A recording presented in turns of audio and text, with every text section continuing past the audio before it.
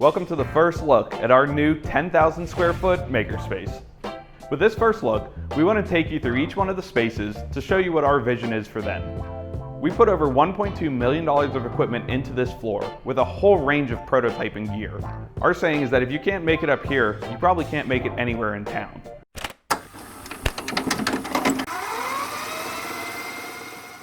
Hi, welcome to the Gannon University Makerspace. This is Gannon's new home for students, faculty, and staff to bring their ideas to life. Come along, we'll give you a tour of the different shops. So we opened this October of 2023, and this is 10,000 square feet of lab space with 5 main areas. We have our welding shop, a wood shop, machine shop, open Fab Lab, and additive manufacturing. So coming into this first room, this room houses a lot of our kind of catch-all of equipment. We have a small little fume hood behind me, a paint booth, a sandblasting cabinet, and then our water jet. The water jet's the big ticket item for this room, a little over $100,000. It'll cut anything that's under 5 inches thick. So this is a 1/4 inch plate of steel, a 1 inch block of granite. We've cut 2 inch plates of steel. We also use it a lot for different composites like carbon fiber or fiber reinforced plastics, especially with our combat robot team, which you're going to hear about in a little bit. Coming to the next shop, this is our welding shop. So this houses a couple welding booths, a 4-foot plasma table, which will cut out sheets of material a lot quicker and cheaper than using the water jet, grinders and hand tools, and then our fixture table. So the fixture table is really great if you're doing repetitive work. You can set up a jig, allows you to be very accurate, very quick, and somebody who doesn't have a lot of welding experience can make parts that are square, parallel, and 2-dimension. Coming out here, you can see our open Fab Lab. So all of these tables are for students to come up, work on their projects, or if they bring their whole class up, there's room for everybody to have space to spread out and build their projects. Back here, you can see our wall of fasteners. So this is great, if you're working on a project and you're one nut or bolt short, we probably have it here on site, so you don't have to stop, run out to the hardware store, really slow down your project. And a lot of students, don't have vehicles to go drive just to get 1 or 2 different fasteners. As we head to the back here, we have a bunch more material storage. So we stock dimensional lumber, we stock sheets of plywood, acrylic, different plastics, just so that you have all the supplies you would need to start and finish your project in-house. These sliding shelves are also full of other consumables that you might need. Over here, you can see our electrical workstations. So a couple workbenches full of the basic equipment to repair and build different electrical projects, soldering stations, oscilloscopes, power supplies, rework tools, anything you might need to build RC cars, drones, or combat robots. So last semester, our students started the Combat Robot League here at Gannon. They build 3-pound robots. So this is an example of one of the teams last year, and they compete in the arena that was built by some of our students last semester. So this is open to students of any major, don't have to be just engineering majors to build a robot. We had 6 teams that competed last semester. It was a really great time. We're looking to do 2 to 3 competitions every semester.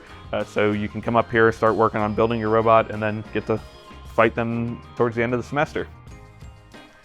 Moving down this way, we have our tool wall.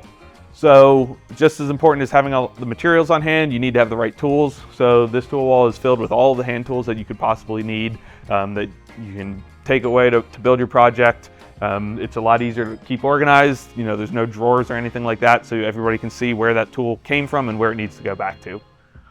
Moving into our wood shop, we have all the standard woodworking tools. So band saws, sanders, our wood lathes in the back, miter saw station, router table, table saw, and we have our joiner and planer.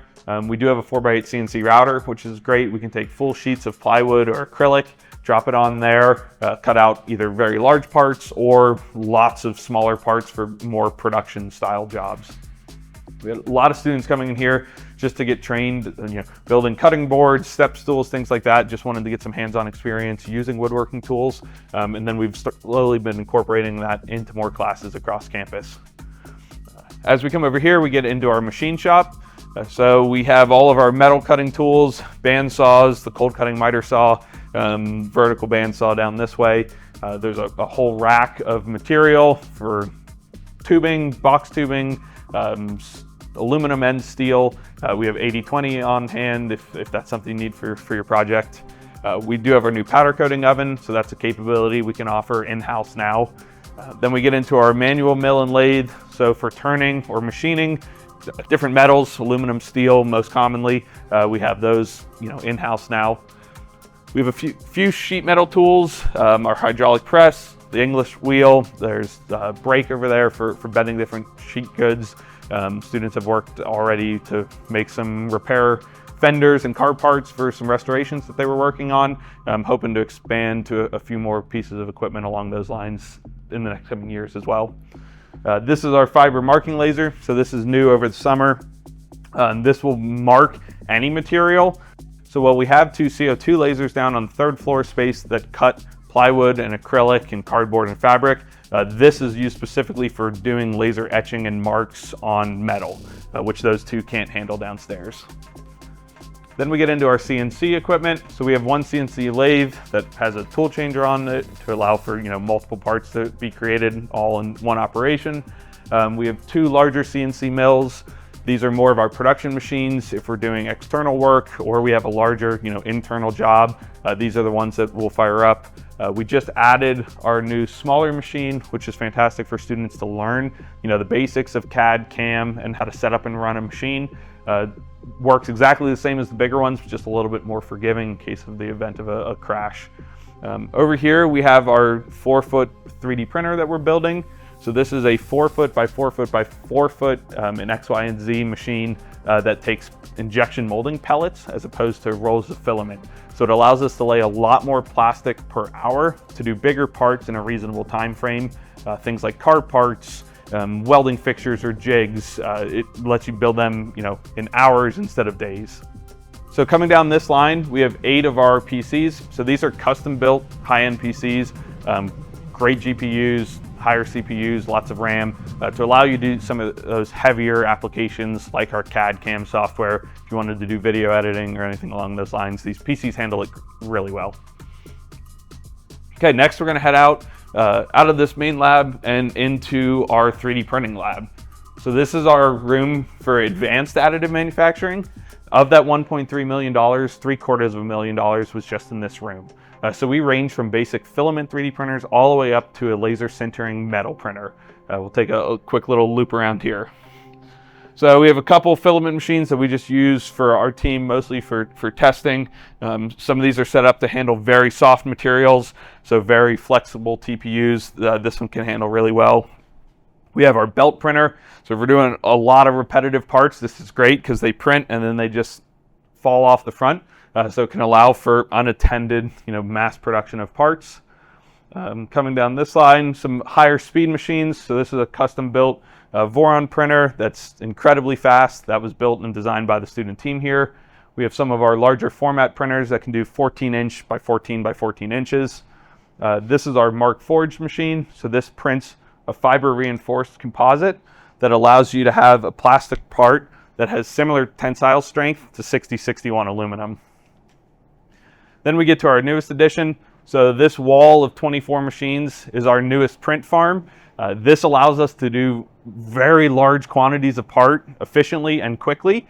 We're currently running a job for about 1,600 parts that we can knock out in a couple days. This thing has been fantastic, whether you need lots of little parts or a larger model sliced into smaller pieces. This bamboo print farm has already been fantastic. We have a small injection molding machine, so a little 20-ton press there for doing 4 to 5 ounce shots worth of plastic. We have our vacuum former. If you want to make RC car shells and components, it's a great machine for that. Coming back into here, this is our metal printer. So this is an exact XM200G. It's about 150 millimeter cubed build volume. We currently have it loaded with 316 stainless steel. So you can do some very high detailed parts on this.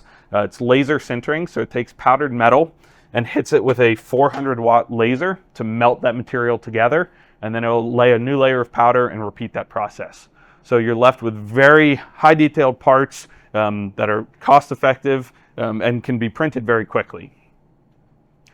We have our PolyJet. So this is a resin machine that allows you to print 3 different resins at once, and you can mix those together to get multiple colors or multiple durometers and stiffnesses of rubber. The last room we have our powdered printers. So we have 3 machines in here. 2 of them are set up for plastic and 1 is set up for more ceramics that allow for full colored prints. So the first machine here is set up for TPU to do very soft and flexible rubbers using laser sintering. This one we have loaded with a PA12 nylon that's great for biomedical applications. They're very strong parts, extraordinarily high detailed, and we can also do some mass production on these machines as well. And then this last one is our color jet. So this takes kind of a drywall powder base, lays down a binder, and colors that binder to let us get full colored 3D models. Okay, so that's it for our powdered printers. The last thing that we want to show you is our new print farm for students that they can use this semester. So while we have this large print farm for the staff to do external jobs, we just built this station of 9 printers where students can come up and slice their projects and start it on a print farm without having to reserve time with the Makerspace staff. So there's instructions on the PC. Once you go through our introduction course, you'll get a login for this machine that allows you to bring your models, slice them, and then load up the printers like you were trained to do in the class. So that pretty much does it for our Makerspace tour. If you have any interest in seeing the space or you're a student on campus, we're on the 6th floor of the iHack building. You're welcome to come by anytime. We post our open lab hours at the start of every semester. That's the time when you're able to walk in the doors with your idea or with the start of your project, and a lot of the student team and staff are here to help guide you through how to use a lot of this equipment. You don't have to have a full understanding of how everything works in here. That's what our team's here to train you, how to use everything safely and to bring your ideas to life.